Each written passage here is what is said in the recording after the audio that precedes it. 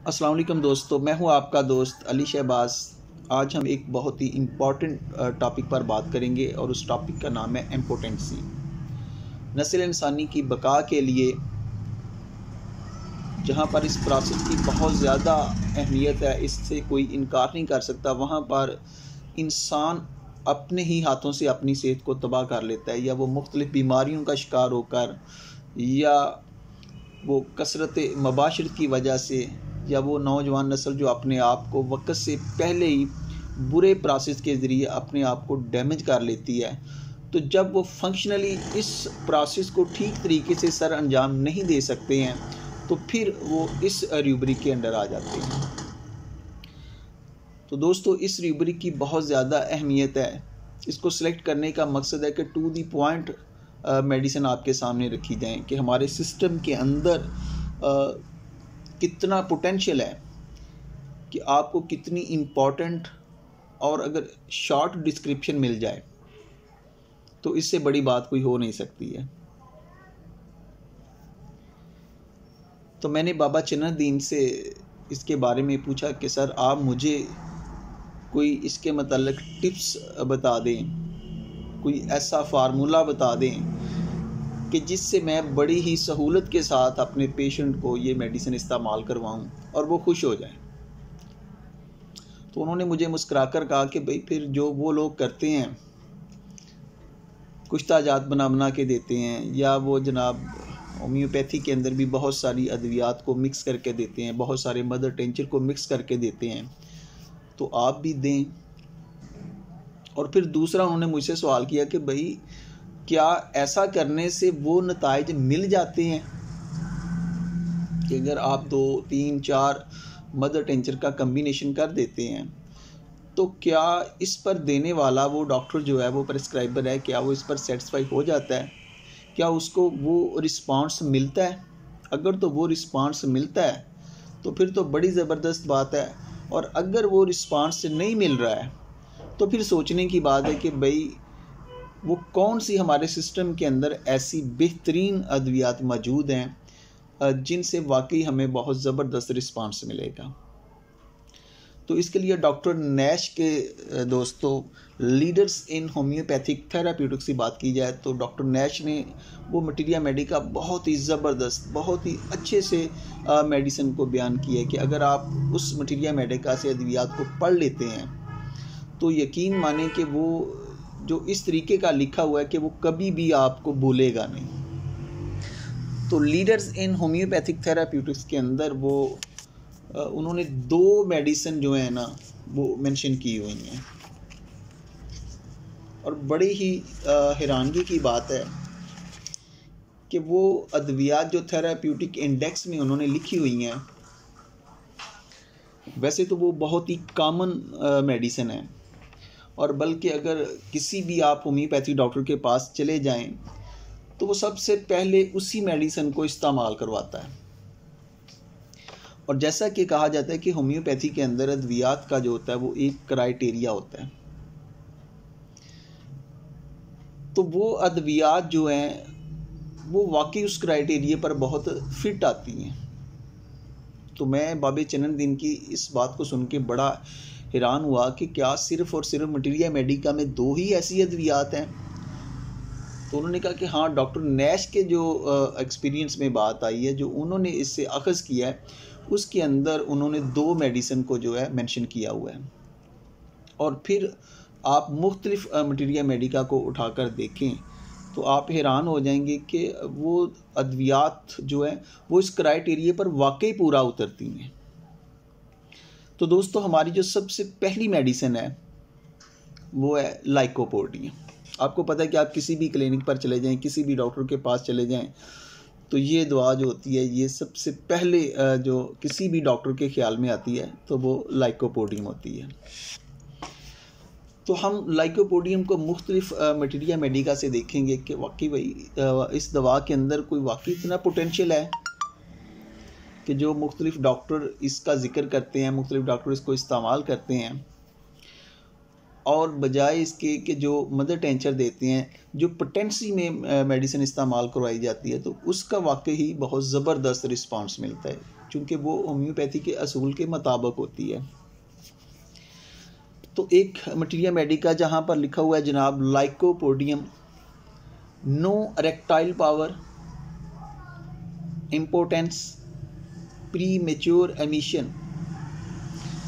हाँ जी, वो मुख्तसर अगर आप इस टॉपिक पर मेल पर जाके देखें लाइकोपोडियम को, तो उन्होंने लिखा हुआ है कि नो इरेक्टाइल पावर, यानी कि वो जो ताकत होती है, वो जो शहवत होती है, वो जो खड़े होने की ताकत होती है, वो ही नहीं होती है, और ना मर्दी वाली हालत होती है। प्री मेच्योर एमिशन, और वक्त से पहले ही अखराज हो जाता है, यानी कि वो प्रोसेस अभी मुकम्मल हो नहीं पाता, तो अखराज होता है वो वक्त से पहले ही हो जाता है, अधूरा अखराज हो जाता है। तो यहाँ पर उन्होंने जो और तीन अद्वियात मेंशन की गई हैं, वो एक है क्लाडियम, दूसरी है सेलेनियम, और तीसरी मेडिसिन है अर्जेंटम नाइट्रिकम। और मेरे ख्याल में ये रेफरेंस शायद डॉक्टर विलियम बोरक से लिया गया है। तो अब देखें कि कितनी मुख्तसर बात उन्होंने यहाँ पर बयान कर दी है। और इसके आगे उन्होंने इनलार्ज प्रोस्टेट के मतलब भी लिखा हुआ है कि प्रोस्टेट ग्लैंड्स अगर किसी के बढ़ जाते हैं तो फिर भी ये जो दवा है ये ज़बरदस्त काम करती है। तो अगर हम दोस्तों डॉक्टर केंट के मटीरिया मेडिका से इसी बात को रीड करते हैं, तो उन्होंने बड़ा वाज़े लिखा हुआ है, चीज़ को समझने में आसानी हो जाती है। और उन्होंने वो क्राइटेरिया भी बयान किया है, क्योंकि लाइकोपोडियम जो है इसका स्पेशली ये उन नौजवानों पर जिन्होंने अपने आप को डैमेज किया होता है, और या जो 40 साल के बाद का पीरियड होता है, उस टाइमिंग की ये जो दवा, ये सबसे बड़ी दवा है, क्योंकि बहुत सारे जो प्रॉब्लम होते हैं, और ख़ास तौर पर जो सेक्स के हवाले से होता है, तो वहाँ पर लाइकोपोडियम का क्राइटेरिया शुरू हो जाता है। और दोस्तों लाइकोपोडियम जो है ये एक बहुत बड़ी मेडिसिन है। लाइकोपोडियम के अंदर आपको तीनों में आज़म मिलते हैं, सूरा, सिफिलिस, साइकोसिस। और लाइकोपोडियम मटीरिया मेडिका के 3 पिलर अद्वियात में शामिल है, जिनमें लाइकोपोडियम है, सल्फ़र है, कलकेरिया कार्ब है। क्योंकि इन तीनों अद्वियात की जो अलामात हैं वो दीगर बहुत सारी अद्वियात के साथ मिलती जुलती हैं। तो डॉक्टर केंट ने इसके मुतालिक जो लिखा है, हम इसको रीड करते हैं। डॉक्टर केंट लिखते हैं कि इस मेडिसिन का जो है सेक्सुअल ऑर्गन पर बहुत इम्पॉर्टेंट इसका रोल है। और वो लिखते हैं कि one of the most prominent remedy in impotency, कि ये जो दवा है भाई, ये इस कंडीशन में नामर्दी के लिए एक बहुत ही प्रोमिनेंट, बहुत ही ख़ास दवा है। और आगे वो क्राइटेरिया भी लिखते हैं कि जनाब, persons of feeble motility, overweight persons, overtired persons with feeble genital organs. अच्छा, वो बता रहे हैं कि लाइकोपोडियम की ज़रूरत किन लोगों को है। ऐसे लोग जिनके अंदर बहुत ज़्यादा कमज़ोरी होती है, कमज़ोर ताकत के मालिक होते हैं, बहुत ज़्यादा काम करने वाले, बहुत ज़्यादा थके हारे लोग, जो बहुत ज़्यादा थकावट का शिकार होते हैं, और उसके साथ उनके जो जेनिटल ऑर्गन्स होते हैं वो भी कमज़ोर होते हैं। तो वो कहते हैं कि सेल्डम नीड फास्फोरस, और ऐसे लोगों में शायद ही फास्फोरस की ज़रूरत पड़ती हो। But lycopodium is a typical remedy where the young man has abused himself by secret vices and has become tired out in his spine, brain and genital organs। कितनी ज़बरदस्त उन्होंने बात लिखती है, और उस क्राइटेरिया को बयान किया कि भाई वो जो यंग लोग हैं जो अपने आप को मुख्तलिफ गलत तरीक़ों से अपने आप को ज़ाया करते हैं, और उसके नतीजे में क्या होता है कि वो दिमागी तौर पर और उनका जेनिटल ऑर्गन्स और उनकी जो रीढ़ की हड्डी होती है वो कमज़ोर हो जाती है। और अब ऐसे पेशेंट जो होते हैं, अगर वो बाद में इन चीज़ों को छोड़कर बड़ी अच्छी ज़िंदगी भी बसर करना शुरू करते हैं, वो जनाब बड़े पारसा बन जाएं, लेकिन जब उनकी शादी होती है तो फिर वो महसूस करते हैं कि भाई वो तो बड़े निकम्मे हैं, वो तो इस काबिल ही नहीं है, वो तो नामर्द हैं। तो कितना बड़ा उनके लिए यहाँ पर इशू होता है। तो बाबा चन्नदीन कहने लगे कि यार आप मुख्तलिफ मटीरिया मेडिका से अद्वियात को रीड किया करें, आप उसके पॉइंट को देखा करें। अब आपको देखें कि अगर आपने डॉक्टर केंट के मटीरिया मेडिका से, डॉक्टर फॉटिक के, डॉक्टर विलियम बोरिक के मटीरिया मेडिका से अगर आप लाइकोपोडियम को इन ऑर्गन्स सेक्स के हवाले से मेल पे जाके अगर आप रीड करते हैं तो आपको कॉन्सेप्ट क्लियर हो जाएगा कि लाइकोपोडियम जो है वाकई बहुत बड़ी मेडिसन है। तो इसलिए लाइकोपोडियम को मेंशन किया गया कि यहाँ पर देखें, एक तो वो लोग हैं कि जो बहुत ही कमज़ोर हैं, जिनके अंदर उनकी जो कुव्वत है वो भी बहुत कमज़ोर है। दूसरा, वो बहुत ज़्यादा ऐसे लोग जो बहुत ज़्यादा थकावट का शिकार रहते हैं, हर वक्त थके हारे रहते हैं, बहुत ज़्यादा काम करते हैं। तो उसके नतीजे के अंदर भी उनके जो जेनिटल ऑर्गन्स हैं उनमें कमज़ोरी आ जाती है। तो ऐसे लोगों की मसाली दवा जो होती है वो लाइकोपोडियम होती है। और ख़ास तौर पर किन लोगों के लिए ये मसाली होती है कि ऐसे नौजवान जिन्होंने अपने आप को गलत तरीके से ज़ाया किया होता है। तो फिर वो रीढ़ की हड्डी जो होती है उनकी रीढ़ की वो ताकत नहीं रहती है, उनके दिमागी तौर पर वो कमज़ोर हो जाते हैं और उनके जो जेनिटल ऑर्गन्स हैं वो भी कमज़ोर हो जाते हैं।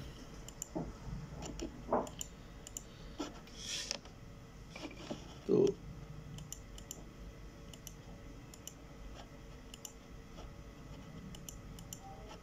हाँ जी, एक और मटीरिया मेडिका में जनाब मेल सेक्सुअल ऑर्गन्स के हवाले से बहुत ही ज़बरदस्त लिखा है कि impotency, penis small, cold, relaxed, with और विदाउट डिज़ायर।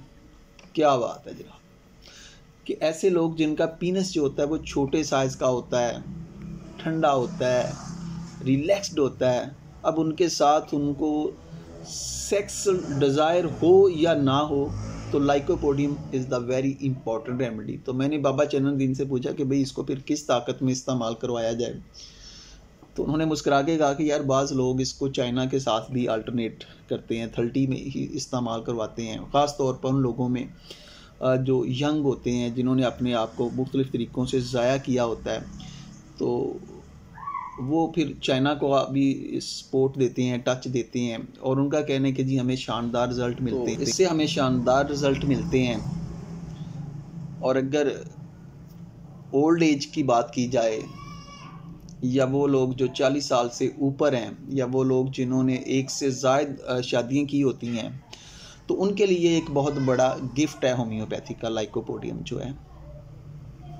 लाइकोपोडियम 1 ml में बहुत ही उनके लिए शानदार रिज़ल्ट की हमल दुआ होती है। इसी तरीके से बवक़्ते ज़रूरत इसको आप बड़ी ताकत में भी इस्तेमाल कर सकते हैं, लेकिन बड़ी ताकत के अंदर बार बार इसको रिपीट करना और ख़ास तौर पर CM में, तो इससे थोड़ा सा जो है ना वो एहतियात बरतनी चाहिए।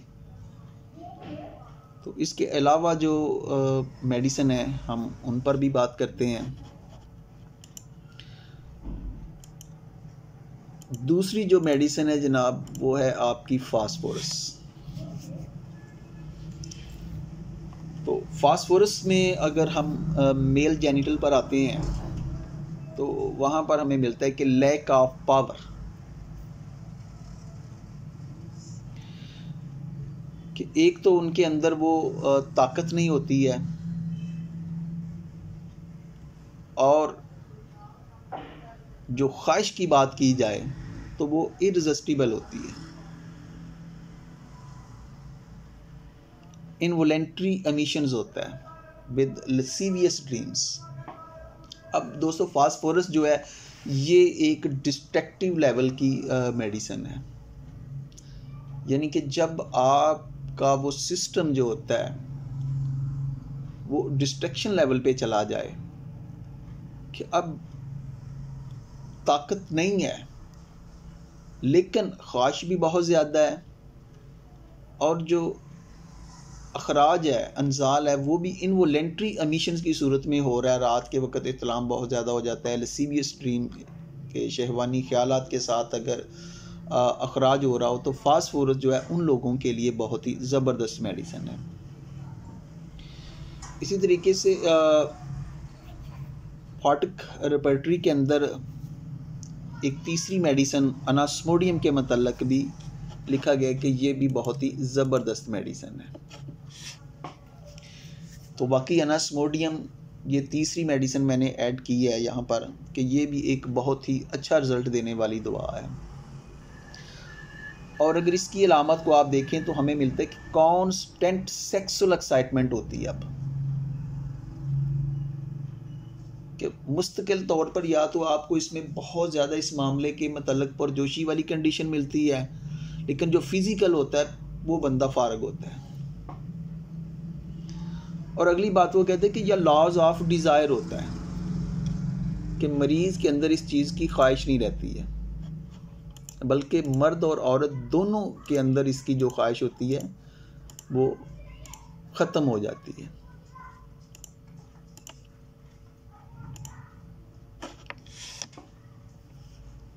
और स्पीडी एमिशंस और जो अनजाल होता है, अगर वो इंटरकोर्स करने की भी कोशिश करते हैं तो उनका जो अखराज होता है वो बड़ी तेज़ी के साथ वो बहुत ही जल्दी हो जाता है, डेफिशिएंट एरेक्शंस। और वो जो शहवत होती है, जो एरेक्ट स्टैंड उसका होना होता है, उसकी भी कमज़ोरी पाई जाती है। तो जहाँ पर आपको पेशेंट ये बात बताए कि उसके अंदर इस चीज़ की ख्वाहिश तो बहुत ज़्यादा है, लेकिन फिज़िकली जो है वो डिस्टर्ब है, और ऐसे पेशेंट के लिए अनास्मोडियम जो होती है ये भी बहुत ही ज़बरदस्त मेडिसिन है। इसको आप 1 mg ताकत में या इसको आप बड़ी ताकत के अंदर भी इस्तेमाल करवा सकते हैं। इसको इस्तेमाल करवाने के बाद फिर आपको वेट भी करना चाहिए, और अगर आपने इसके साथ सपोर्ट करना ही है तो एवनास्टाइवा मदर टेंचर ये भी एक अच्छा रिस्पांस देने वाली दवा है, और ये स्पोर्टिव है, और ये एज अ फूड सप्लीमेंट है।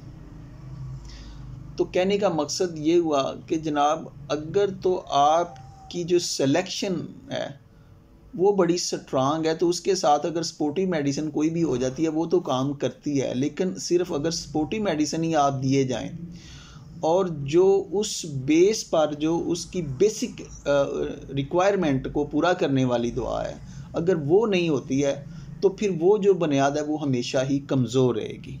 तो इसी के साथ मुझे इजाज़त दीजिएगा। बहुत बहुत शुक्रिया।